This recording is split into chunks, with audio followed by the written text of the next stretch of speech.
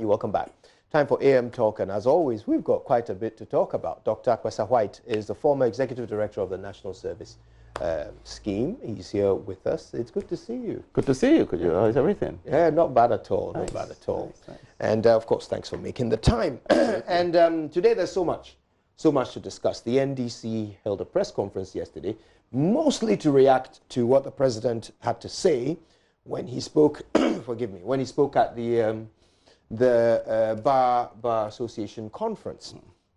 Also, if we have the opportunity, we'll touch a bit on the Ghana Beyond Aid, Ghana Beyond Corruption comments that were made by the Dutch ambassador, Ron Stricker, and the reaction it's drawn from some, including Professor Mike Okwe, who is, of course, the Speaker of Parliament.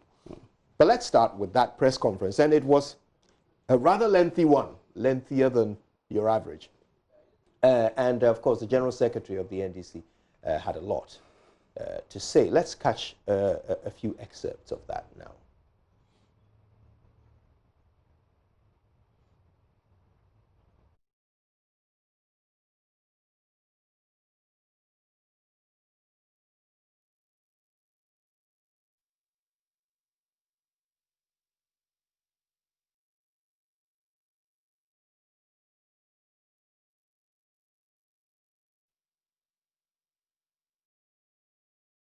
Okay, we apologize. We have to fix a small problem so that we can bring you that, that clip. But Dr. Kpessa-Whyte is with us, so I guess we can get started. Absolutely. With our conversation. And were you there yesterday? No, I wasn't there, but I followed it right from beginning to the end. Yeah. And after. So much to say, all in response to the president's comments, mainly.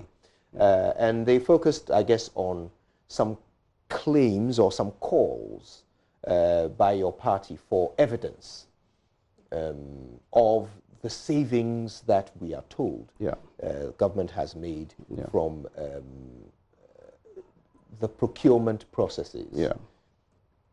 Now, this is not the first time we've heard of these savings. In almost every budget reading, we're told that we've saved some money by rationalizing some contracts and, by limiting restrictive tender and sole sourcing and so forth. It's not new. I wonder what occasioned these calls for evidence after the most recent declaration of savings. What was it about this most recent one that made your party decide, oh, we need evidence? Well, good morning, and good morning to cherished viewers, all across the country, and thanks for the opportunity. I think that the party has been making this call for some time, except that yesterday it was done in a much more high-profile manner, in the full presence of very distinguished media establishments, and of course carried very live for people to view, and that is how come that particular call for evidence became a point that has been made very strongly and noticed quite well also. But let me say that the party is right, and not because I'm a member of the party, but the president, in his most recent comments, and of course, following also from his comments, other members of his government had commented, had called for evidence, even on matters that the evidence is already in the public domain as far as corruption is concerned. And so the party's call for evidence to back the claims of savings is basically following the lead of the president in asking for evidence. But let me also indicate that I am happy that both the party, civil society, and the media are beginning kind of converge around this idea of let's go beyond the rhetoric, let's go beyond the talk. Because when you say you have saved monies through procurement and you are the government in power, it raises a lot of concerns. And the president's statement was that procurements that have been presented to the PPA after thorough scrutiny have led to some savings. It raises some fundamental questions. Who submitted the original contracts to the PPA? What were the original amounts? How much did the procurement authority brought it down to? And what was the intention behind the original amounts? And whoever was given the original amount, which now led to savings, who appointed that individual? if you think about these things more carefully, you come to a certain conclusion that you have some corrupt individuals within the government who may have invariably submitted these contracts. And the government itself claiming now that having looked at the contract had made some savings. But that is only to the extent that you grant that. Because the procurement authority itself is heavily embroiled in corruption as we speak. And I want us to focus on that for a moment. But first, let me just ask about what you said earlier. Is it fair to assume corruption when what there actually is a process? I mean, the Public Procurement Authority is there to do something. Otherwise, there wouldn't be a need for it. So it's there to do something in the process. The process is people will bid for contracts. They will go for the organization will then decide, okay, this one, we want to know if this one is allowed to go ahead with the contract. They will send it to PPA. They will go through their processes. And then if indeed the amounts that are being considered are high, they would bring them down. Would that be corruption? Is that not the job of the PPA? Well, I think there are several categories or several layers involved in analyzing this. One layer has to do with those who submit the contracts or those who submit this particular contracts, and then those who are reviewing it. I want to assume or believe that it is a ministry or an agency or a department that is procuring something on behalf of for government. And so this ministry may have put the procurement documents together and submitted it to the PPA.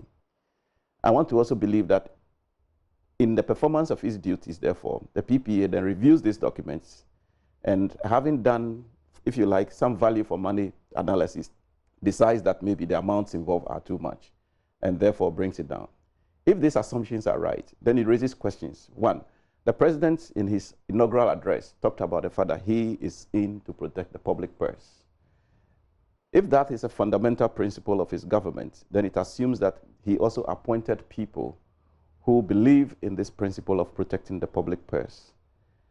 If that assumption is also carried further forward, then it raises the question of whether the individuals he has appointed who are submitting documents to the PPA have the intention of protecting the public purse. And if therefore the PPA is now beginning to find that amounts could be saved from documents or from contracts or from proposals submitted to it for procurement, then clearly there is an indication that, look, your savings are savings you are making from the corruption intent of your, or corrupt intent of your own appointees. Could it not be just a lack of expertise in procurement that the PPA has? Perhaps the MMDAs don't have that level of expertise. Well, what I do know is that if you know how our public sector system is set up, every agency has a PPA official, in fact, has a procurement officer who is a public servant. And normally they will guide the CEO by way of the rules and regulations in ensuring that they follow through the proper procedure. And the procurement rules also requires that when you want to procure something in the public sector, except for if you are doing sole sourcing, for the most part, what you are expected to do is to present multiple contracts or multiple proposals and allow the established rules to kind of vet them and decide on one based on certain set criteria. So I don't think that it's a question of lack of expertise at the PPA. But even if it is lack of expertise at the PPA, which is actually even being demonstrated now, you are right, which is actually even being demonstrated now, then there is even more a fundamental problem in the judgment of the president as far as appointing some individuals that are concerned. And as we speak, we know as from last week or last 2 weeks, huge issues arising out of one of your colleagues' investigation about contracts for sale at the PPA. And so I think that the president should hesitate in going out there claiming that they have saved money. You have been in government for 3 years, and you are saying you have saved money. I asked this question on another sister channel yesterday. What was your baseline? What is your base for the measure or for the analysis? To say you have saved money, there must be a base around which or against which you are comparing. What is that base? You can't be comparing it to the previous administration. Obviously not, because you were not in charge at the time. You are in charge now. So what are you comparing it against? And I think that this is more like throwing dust into the air. But like the party had said, which I think it is the most sensible thing for anybody to demand, bring the evidence into the public domain. Right. In any case, the rules of procurement allows you to even publish these things on your website anyway. You are not publishing the things on the website. And then your speeches are saying you have saved money. Now we are basically saying that please produce the evidence of your savings, contract by contract, original amount, how much was saved, who actually had the original amount, and how did you come by the savings? I think that the president is the president of Ghana. And what bothers me, listening to the president's language, his body language, his posturing, and his general demeanor for some time now, is that it suggests to me that he's trapped in perpetual campaign. This country is not NDC country, MPP country. This country is Ghana. And at any given point in time, we have a president of Ghana. Once you are elected for everybody. You are not elected only for MPP people, or you are not elected against NDC people. And so he needs to make that transition. And of course, already it's too late for him. But he needed to have made the transition from being a candidate to being a president. And the president rise above some of this. I mean, the least opportunity you want to chip in something about, jab NDC for one reason or the other. I don't really see where we are going with this kind of thing. It is so unprecedented. And I think that going forward, even though and I say it's too late in the game because the political temperature is already heating up. And if indeed he's going to be a candidate for his party, then you expect that he will make the transition back into a candidate mode sometime soon. But for the entire period so far, we basically have a candidate in the office of the president. We have never had presidents in the last 3 years. That's interesting. Some would argue that was the same case before 2016. No, not at all. Everybody agrees that President Mahama has been extremely presidential, gentlemanly, very inclusive in approach, very welcoming of everybody, very affable, and there is no doubt about that. You would say everybody agrees, but I think you'll have to allow for those who don't. Well, I'll give you an evidence, just a quick one. You saw the recent international forum where the President Mahama was in line to greet President Akufo-Addo, and you saw the snobbish nature in which President Akufo-Addo passed away. That clearly shows the kind of person we are dealing with. Again, that is also subject to interpretation, but you know what? People are talking about that, so it's fair for you to mention it, but it's subject to interpretation. Okay. Let's very quickly do this, okay? So we would like to see a clip of what the President said at the Bar Association conference. Quickly, we'll see the reaction of the NDC, and then we'll speak to Kpessa-Whyte, who is on the phone line right now. Kpessa-Whyte is a procurement analyst. He's been doing some research into this claim of savings. He's on the phone right now. Mr. Attabedu, good morning. If you don't mind giving us a few minutes, we would love to just watch what was said so that your analysis can be put into context. Maybe we'll start with the NDC conference because I don't think we have the president's clip yet. So let's start with the NDC conference. The National Democratic Congress is demanding a detailed publication of all the said sole-sourced contracts and the amounts claimed to have been saved on each by government to substantiate the president's persistent claims of protecting the public purse. President Akufo-Addo claimed that he had saved the country about 2.7 billion Ghana cedis through the rejection of sole source contracts presented to the PPA. Didn't he know that the PPA boss was actually the source of the sole source contract?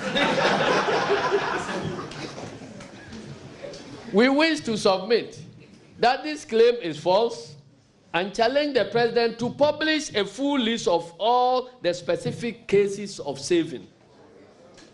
Let him tell us that this contract was going to be sole source. We blocked it. This is what we have saved. And the total is 2.7 billion. Let him come out to tell us. According to the party, the president's claim that the perception of him being a clearing agent is a creation of the opposition shows the president is out of touch with reality. From the extraordinary, corrupt,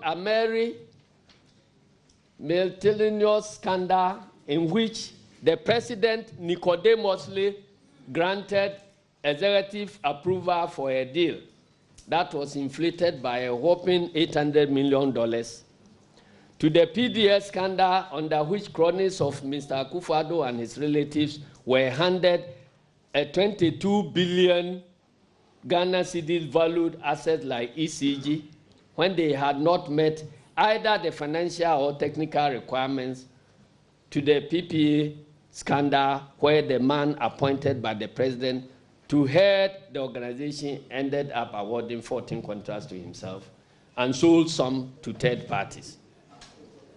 To the NYA scandal, where a 4.5 million Ghana cedis contract was unlawfully awarded to an entity without recourse to procurement laws, it has been established beyond all reasonable doubt that corruption is the way of life for the president and his government. How the president can turn around in the face of this glaring evidence and blame his political opponents is further proof of the bubble of denial which he lives in. The party also described as sickening the posturing of the president when reacting to media freedom-related matters. The party believes the president's assertions regarding the killing of investigative journalist Ahmed Suale was insensitive. We note that you must have felt very sad yesterday when the president sought to belittle and trivialize your genuine fears and concerns arising out of the gruesome murder of your colleague Ahmed Suale and the threats and attacks you have come under at the hands of MPP operatives. We deeply regret that lack of concern and insensitivity on the part of the president and his attempt to dismiss your fears. As father of the nation, he should be offering comfort, guaranteeing your safety as pressmen, and taking action against the goons behind these heinous acts. The NDC also described the president's comments on fighting corruption as, quote, flowery speeches and empty rhetoric delivered in an acquired accent. They said unless the president overhauls what they describe as nepotistic government and prosecutes those caught up in the corruption web, Ghanaians will continue to tag the regime as the most corrupt in history. Our president believes that somehow flowery speeches and empty rhetoric delivered in an acquired accent is what convinces people that corruption is being fought. The Ghanaian people have been long aware that corruption is only fought on the basis of concrete steps aimed at preventing it from occurring in the first place, detecting its occurrence, and punishing those engaged in it. If today, President Akufo-Addo is dismissed as a corrupt leader, it is the outcome of his own decisions to make corruption the foundation of his government. Acquired accent. Anyway, let's quickly hear the president speaking at the conference. Let's see whether we can understand what the General Secretary of the NDC is saying about his accent. But right after that, Kobnata Bedu has some revelations. Stay with us. President now. The law of the jungle. I'm aware of the orchestrated attempts by my opponents to hang the tag of corruption on the necks of my government and myself, despite all the manifest efforts being made to deal with the phenomenon of corruption. I just have one simple answer for them. It will not work. I did not come into public life to enrich myself. So far, every single alleged act of corruption leveled against any of my appointees has been investigated by independent bodies such as SHRAJ, the CID, and in some cases by Parliament itself. From the allegations against the then Minister-designate for Energy at his parliamentary confirmation hearings, to that against the former CEO of BOST, to those against the two deputy chiefs of staff, to the conflict of interest allegations against the Minister for Finance, to the claims of extortion against the Trade and Industry Minister, to allegations of doubling in visa racketeering against the then Deputy Minister for Youth and Sports, the then Director General of the National Sports Authority, who, even though exonerated by the CID, later resigned, and the chairperson of the board of the National Sports Authority, to the allegations of bribery leveled against the Secretary to the Interministerial Committee on Illegal Mining, to the latest involving the suspended acting CEO of the Public Procurement Authority, PPA, and the dismissed CEO of the National Youth Authority. They have all been investigated or are being investigated by the authorized institutions of the state and not by President Akufo-Addo. Yeah, the president there. And on the phone line, joining us to give a bit of insight into the procurement aspect of what the president said at the conference is Kobna Atabedu. Now, he's a procurement analyst. He's no stranger to the show. He joins us on the phone line now. Mr. Atabedu, it's good to speak to you. Good morning. Thank you for your patience. I hear you've been doing some research. Well, not exactly. Thank you for having me, and good morning to your listeners or your viewers.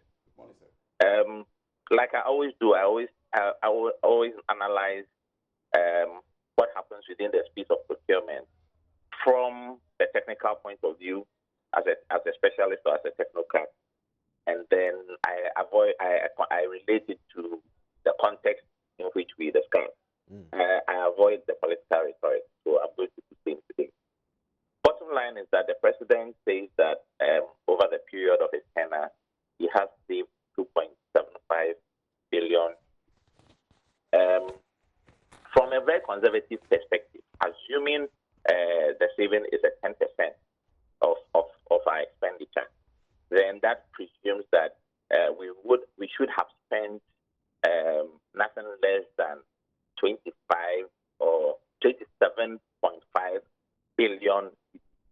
Now, if you take the budget over the same period, knowing the structure of our budget now, where we understand that the bulk of our budget is going into interest payments, which is non-procurable, which is going into salaries, which is non-procurable, then that amount seems a very huge amount to come out of savings. But that can be cured if we get the full details of the contracts that were awarded, the budgeted amount, the actual amount, and then the savings. It will cure that mystery. So if government, because I know Manasseh requested for it, it wasn't given. We have questioned this. And another thing that as an institute or as a professional body, we have questioned in the past has been the methodology for the computation of the savings. Now, from the principles are standard. It can't change. That is what the definition says from authority. A saving is the amount gotten out of the netting off of an actual outcome of a tender and truth items, either a budget, available budget, or a historic price. Let me bring it into context. The president used an example of the fertilizer, where historic price was $46 per bag. Actual price after negotiation was 31.5 per bag. If we net off the 31 from the 45, the difference is what procurement to call a saving because it's the historic price. Right. However, technically, again, we subject that to analysis in the sense that if the market price, so we all buy, let's say, bread, and a loaf of bread is 60. If you send Kojo to go and buy bread for you yesterday, and he bought it at 10 cedis, and you send Amma to go and buy for you today, and Amma buys it at 8 cedis, it doesn't change the fact that the real price is 60. So, yes, you may have saved on the 2 cedis between the 10 cedis and the 8 cedis. It is not a real saving because you are not benchmarking to the market price. And that is why the previous speaker on your line was asking for what's the baseline. The Act mandates the authority to conduct that baseline. So they are supposed to do a market research and identify the cost of items on the market and publish them on the website. That is supposed to be the reference point for every procurement entity. So that when a procurement entity brings in a request or presents its report of activity, and they benchmark it to what the benchmark rates are, they should be able to tell the person that you are giving government value or you are not giving value. So in this instance, it seems like there is a value that has been derived, but it is not a real value. And what we are insisting as a professional body is that just simply allow us to do it the way it's done. It's as simple as that. Yeah, well, you did say you would steer clear of the politics, but you have certainly brought a lot of light and a lot of questions to what we've been told. Now, the opposition is calling for evidence. What form would such evidence be in? I mean, if the government says we saved money because we managed to renegotiate deals, or we managed to reduce restricted tender and sole sourcing, and so we gained value for money, how will they demonstrate this saving with evidence? What would they show to prove it? I'll take this on three counts. The first one is they simply need to give us a list of contracts that were awarded, what the budgeted amounts were, what the actual amounts were, and when we net them off, the total should add up to 2.75. So just by giving us that data, it can cure some of the disease that is floating around in the political spectrum. That's the first point. The second point is that, yes, you may have saved on restricted tendering. It doesn't change the fact that most of those items there should not have been by restricted tendering or sole sourcing in the first place. So you may think you are saving, you would have saved more if you had done competitive tendering. So the system should ensure that if it is not needed, and the Act prescribes what should qualify for restricted tendering and sole sourcing, if the authorities who are regulating will do their job the way they are supposed to do it, a lot of them will not even pass for restricted tendering or sole sourcing. Now, the final point, which has to do with methodology, is how did we compute the savings? And that is the question that we have had occasion to ask our senior, and we didn't get an answer out of him. The methodology I have given already is simple. We know of anecdotal evidence. People are not willing to come out. But when we speak to our colleagues, they'll tell you that I make an application to EPA that I want to do restricted tendering or I want to do sole sourcing. I am applying for the use of a method. I am mandated to provide details of the transaction, so I provide the budget available. A budget is a budget. You can't save on that at that point. What my colleagues report to us is that when you send the application, PPA tells you that, okay, instead of spending 10,000, go and spend 8,000, and they give you approval for the method. And then that 2,000 is reported as a saving. Excuse me, we all know what the textbook says. It is not a saving at all. It is still a budget. You can only declare a saving from the outcome of a competitive process or a tender process, irrespective of the method used. So the government can cure some of this mystery by telling us the methodology. How do they compute what the savings? Well, Mr. Atta-Bedu, what would you call that? You know, what you described, where the budget is 10,000, they approach PPA, PPA says, we will approve it, but go and spend 8,000. If it's not a saving, what is the technical term for that 2,000 cedi difference? So anything that seems to have delivered value but cannot be attributed to a direct saving, as per the methodology I give, is a cost avoidance. That's simple as that. Cost avoidance. You have avoided a liability. But that is not saving. Yes, because that doesn't add value to your bottom line. Understood. Understood. Thank you. Thank you very much for that. Kwabena Atta-Bedu, of course, is a procurement analyst, and we'll be hearing much more from him as this conversation evolves in the coming days. But some interesting clarity there. Absolutely. From Mr. Atta-Bedu. And I guess now we know what to expect by way of evidence from the government. But it suggests that perhaps some of what government has managed to achieve in that area would be what you call cost avoidance. That's not a bad thing, though, is it not? I wonder if that's is even an achievement in the first place, because if you budgeted that you were going to procure a computer at 10,000, and the authority that has the mandate to approve your procurement says no, go and spend what do you call it, 8,000. Who budgeted in the first place? You did the budgeting in the first place. But it's still the public purse yes, saving it's still 2,000. Absolutely. But I mean, how do you even call that savings? Really, it's really not savings.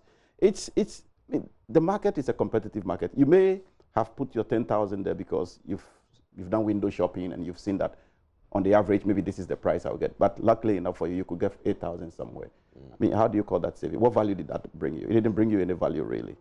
And in the final analysis, it simply meant that you probably have not done a thorough, market research before even tagging that price to it in the first place.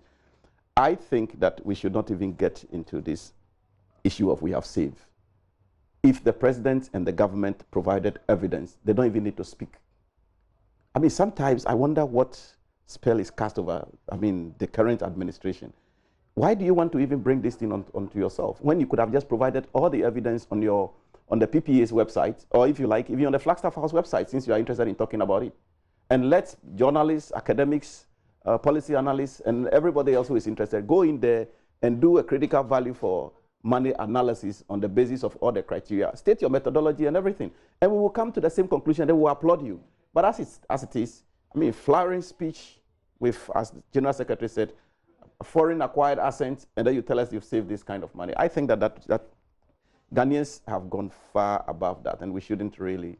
This thing about the accent, though, is it fair? Is it not a needless political jibe aimed at, creating fun or making fun of a person who holds the highest office in the land? Well, I think fun has a place in our society, doesn't it? It does. And so if it is meant for making fun, that is fine. But I'm sure you also listen to the president, and I'm sure that you. I love the president's delivery. No doubt about that. I don't think that the general. Very eloquent. Yeah, I don't think the general secretary raised any issues about the delivery. The general secretary is only concerned about accent that is clearly not a Ghanaian accent. It is not? Well, I don't think that accent is Ghanaian. But let's not get into it. Well, I think it's a foreign acquired accent. Well, there are many things we can... Artificially acquired. Well, I don't know if you've actually been to the country from which the accent is generated. Can you say it was acquired artificially? The president schooled for a long time in England, lived for a long time in England. Have you heard the president speak in the local languages before? Yes, he speaks them well. And speaks them with that accent too? Yeah, he speaks Cree. All right, okay, let's get into into your papers. Have you heard him speak Cree with an accent? Well, I have heard him speak Cree like a man from Kibi. Yes. I have not heard him speak Cree like a man from Britain, but I've heard him speak English like a man from Britain. Well, he's been to Britain. He's been to Kibi. Come on, he should just be himself. Well, that's a matter of opinion. We want to stick to absolutely to the issues and facts. Okay, so he said a lot of other things in that that presentation. Yes. He spoke about press freedom, another thing that his government has been accused of not doing enough about.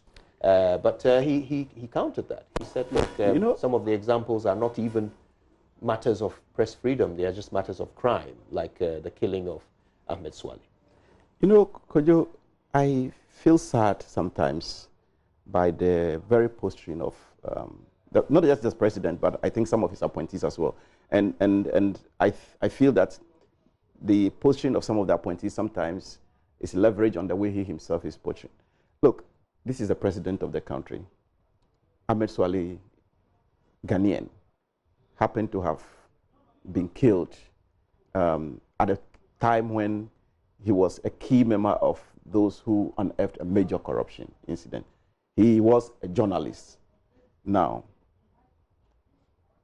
if for nothing at all, it is fair to assume that his killing was associated with the work they did. I don't think that anybody can doubt that.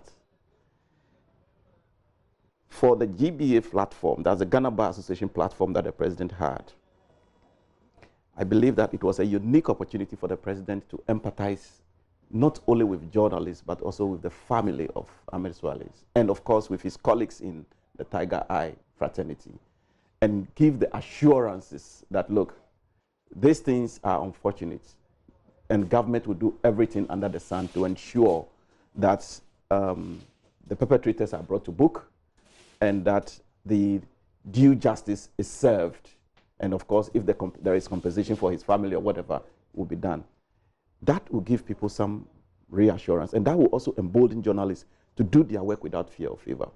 But when the president's comment sounds as though the attack on Ahmed Swaleh cannot be said to be an attack on media freedom, and then within the same stroke compares it with the killing of a member of parliament and says that cannot be seen as an attack on parliament, I ask myself, I mean, where is the humanity in the president's comments? Because this is callousness. This is really wickedness. You don't feel that people actually have some pain and agony, and that what you are saying may just probably be part of your interpretation, but there is also a broader interpretation out there. Whether you like it or not, the interpretation that is in the public domain, it is also what the society has constructed and are taken on as that which it is. So you need to actually come closer to that interpretation and find a certain level of giving assurance to the people. But when you just dismiss it the way it did, in any case, several other institutions had actually said, look, this incident was an attack on press freedom.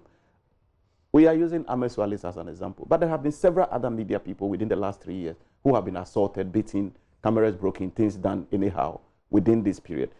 It may well be that it is not government officials that are doing this, but could it also be that those doing this are picking certain signals from the laxity of government towards protecting media personnel? And I think that these are fair things to actually take a critical look at.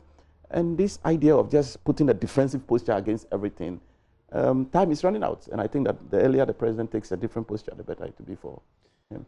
But let's be fair to the president.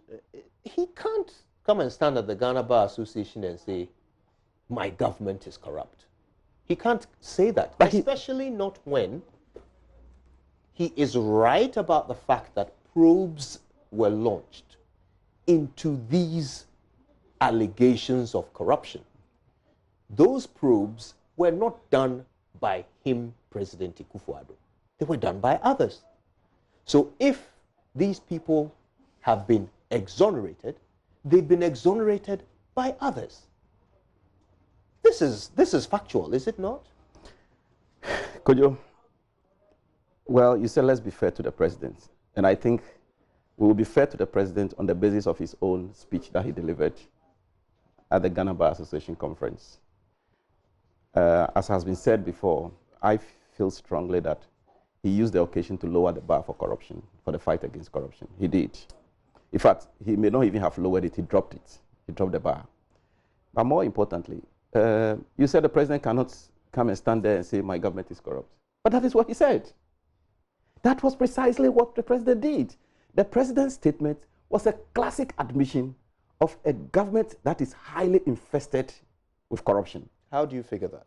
Look at paragraph 4 of his speech.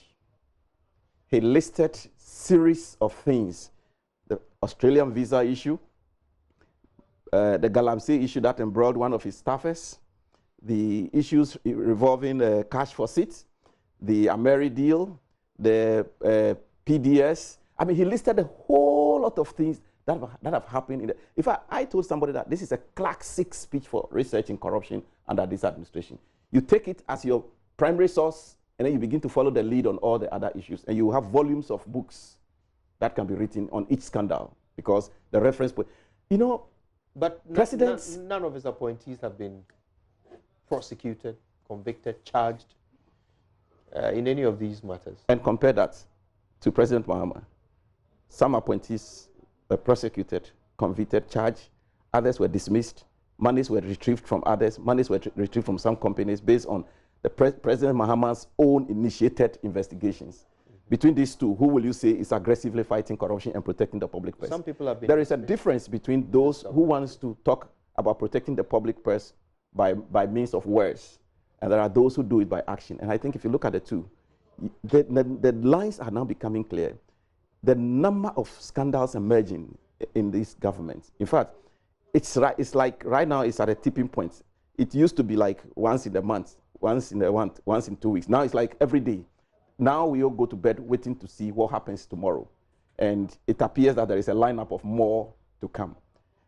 I think that this idea of state institutions are the ones doing the work, and that, why are you the president of the country? Shouldn't you be concerned that if these things are emerging and you are the sitting president and the state institutions are not producing the needed results, you need to take certain measures immediately to ensure that the needed results are produced, because invariably people will say, you the president, you are the one who is not performing. Why do you just say that the police are doing their work and I have given them more money?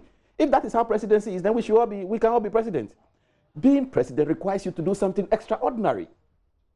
You must do that which is extraordinary to give people the full assurance and the confidence that indeed you have what it takes to lead the 30 million people. But if this is the approach, then any of us, anybody within the 30 million crowd, can decide that tomorrow I'm president, and then I will say that the police are handling it, Yoko is handling it, this is handling it. I'm not saying that these institutions are not doing their work, but I'm saying that what is your KPI? But if they what are is doing your their KPI? Work, if they are doing their work, is there a problem? If they are doing their work, there is no problem. But if they are doing their work the way they should do it, based on some key performance indicators, these matters should not be lingering, and the individuals who have been mentioned in these things should not still be holding public offices. I mean, this is as simple as that. We all heard and saw the circumstances revolving the bust issue, for instance. We saw that involved Kelvin GVG, Ghana Post. We saw the one involving the bond, the Australian visa, and all these things. I mean, these things are mind-boggling. And you ask yourself, the president says that state institutions are fighting. In any case, I recall that in the previous administration, President Mahama had indicated that, look, because of our revolutionary past, there is a certain sense in which people expect that once wrongdoing is mentioned, justice must be done immediately. So there is a certain pervasive mentality of instant justice. But constitutional rule also requires that you deem people innocent until they are proven guilty, which is fine and fair. I think that's fair to everybody. However, when the NPP was in opposition, they ridiculed President Mahama on these issues, even though under President Mahama, he himself established what we call the Public Complaints Bureau. And the Public Complaints Bureau was such that any citizen can reach there by email, by text message, by phone, by leaving messages. And it is through some of these things that the government at the time picked up on some of the rotten things that are happening in certain parts of the country. Really? Yes, of course. Do you have examples? Oh, of course. Did you know that under President Mahama, there was an aggressive fight around issues relating to, what do you call it, taxes at the ports? You remember that? And Dr. Park was in charge. You remember that? Yes. Very well. Do you remember that there was a big scandal at National Service? Some of these things were hinted through some of these particular Public Complaints Bureau. Yes. These are things that you probably may not know. But I'm telling you today, you can verify it. Not know. So is this something that there will be records? Yes. President Mahama actually made these comments openly in one of his State of the Nation address about the establishment of this unit. The reason for which many Ghanaians flooded those places with concerns, complaints, issues, and so on and so forth. And out of these investigations were authorized. Individuals who were found culpable were taken through the necessary due administrative and legal processes. Those to be relieved were relieved. Those to be prosecuted were prosecuted. Those from whom monies were to be retrieved were retrieved. This, for me, is a president that was behaving extraordinary. That is President Mahama, behaving extraordinary. Now, fall back on the current issue. The president has thrown in the towel. Yes, there is corruption in my administration, but the police are handling it. There is nothing I can do.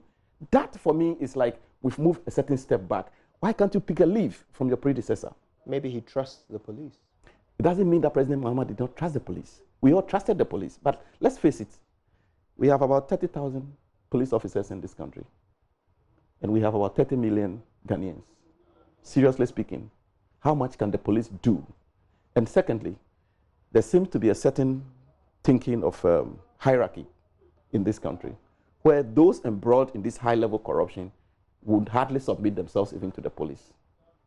So you put the police in a very uncomfortable position and expect that they should be fighting your corruption issues. All the government appointees that are working around are working with police officers protecting them. The relationship between that police officer and that government officer is one of a master and, excuse me to say, servant, or boss and, what do you call it? Subordinate. there is an issue of corruption, and you expect that the subordinate will now go to investigate the boss and bring a report. This shouldn't have been a problem in normal circumstances. This is what President Mahama recognized and said, look, when these issues emerge, I recognize the fact that there is a certain mentality that does not permit the police, the CID, and the YOKO to perform their duties the way they should. And so, therefore, I, the president, myself, will make certain efforts to establish a committee to look into it, a committee of high-level individuals within or outside of the government. Bring him a report, he acts on it. These are extraordinary things that you can do as president. Again, examples of this. Oh, examples of this. The same examples I have given you. YEA, for instance, was one of those things. I happen to be part of the committee that the president established to look into the report that was brought from the ministry. And what were the actions taken? The actions taken, you know that a government, somebody from our administration, was prosecuted on the basis of that. The same thing with national service. Yes, the same thing with national service as well. As you know, close to 200 people were dismissed. It has never happened under the Fourth Republic. In fact, it probably has never even happened in the history of this country. President Mahama took that bold step, very, very bold step, not only to relieve the people of, but also to initiate the necessary legal actions.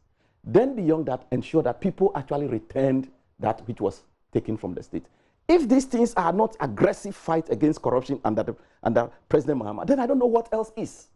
Compare that to what we are hearing now, or the statements that is coming from, the current president from the Ghana Bar Conference. What for me even bothered me is when the current president started his statement by saying, I am aware of my orchestrated attempt by my opponents to tag me with the destiny of corruption.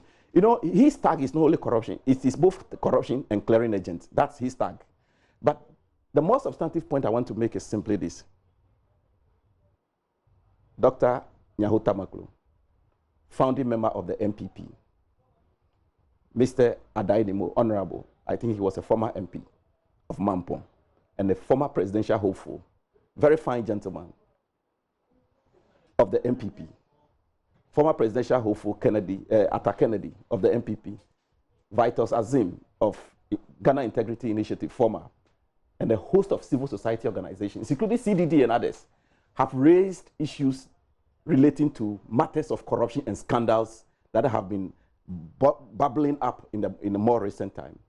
None of these individuals can be said to be, an opponent of the president. None of them. These are all Ghanaians. Many of the people I mentioned actually belong to his own political party. That doesn't mean they're not his opponents. Well, in this country, when we say political opponent, we mean the person on the other side of the political ideology, or on the other side of the ideological divide. But the more substantive point is that you should look at the caliber and the positionality of the individuals who are making some of these comments. Probably it's time to give a listening ear.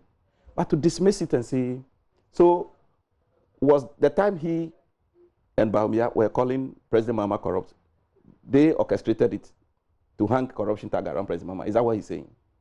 Today, he's saying that there is an orchestrated attempt to hang a corruption tag around him. We are in the third year of his administration, isn't it? As at yesterday, when I counted the corruption scandals, there are 107. As at yesterday, 107.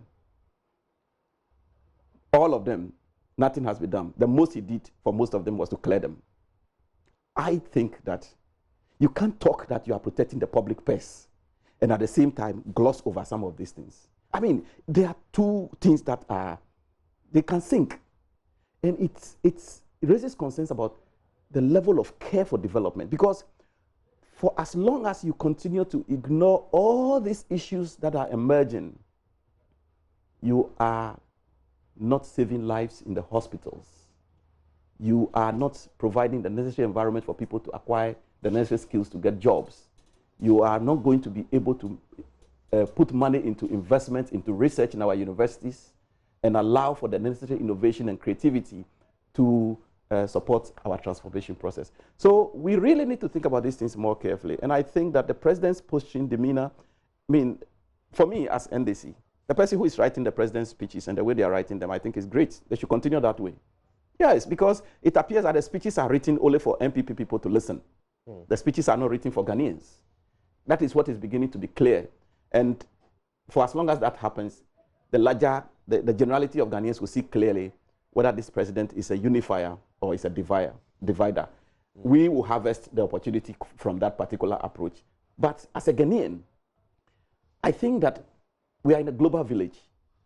What happens in our countries is observed everywhere else in the world. And so even though I don't belong to the same political persuasion as the president, my natural disposition is that my president should be seen as a very unifying personality who rises above the partisanship and is able to unite Ghanaians and is able to rally the nation and is able to speak to the real lived experiences of the people. That is something that can fire our politics and compel those of us in the opposition to also come out with creative and innovative ways to meet that kind of bar somewhere. But where the bar has been dropped. And I think that is worrying.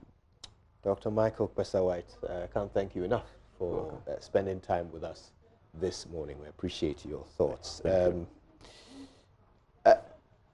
You know that normally I wouldn't do this, but I think I'll make this point before we go.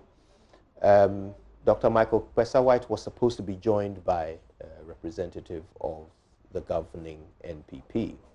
We wanted the government to speak to some of these issues, but for a number of days now, the government has not been presenting panelists for our discussions here. We've been requesting them. We haven't been given panelists. I don't want to interpret it as any kind of boycott, but essentially, the government is refusing to explain itself to you, the viewer, not us. We're not the only ones who watch JoyNews. So that is the current situation. We hope it changes for the benefit of you, our audience, so that you will get the opportunity to get answers to the questions on your minds from your government. All right? But thank you so much for watching.